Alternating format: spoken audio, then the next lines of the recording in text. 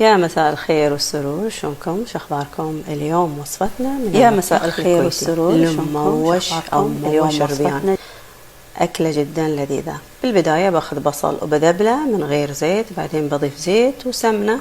تبون بس زيت على راحتكم، بس السمنة تعطي طعم لذيذ.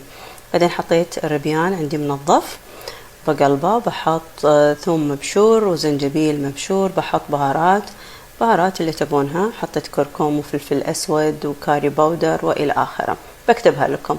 بعدين حطيت كزبر أخضر، وبعدين بجدر ثاني حطيت بصل مع زيت وقلبته، وخدت ربع الحشوة وحطيتها فوق البصل، وأضفت البهارات وحطيت ماش عندي أنصاف منقوع مغسول، وحطيت الرز وقلبتهم مع بعض. بعدين أغطيه بالماء، ولا تنسون الملح.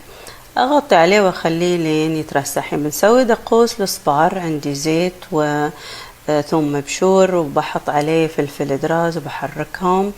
وبعدين عندي أصبار أو تمر هندي نقعته بماء حار، وشلت منه الفصوص حقته، وبعدين صفيته وحطيته فوق الثوم وخليه لين يغلط. وهذا موشنا، ما شاء الله نثري علينا ألف عافية.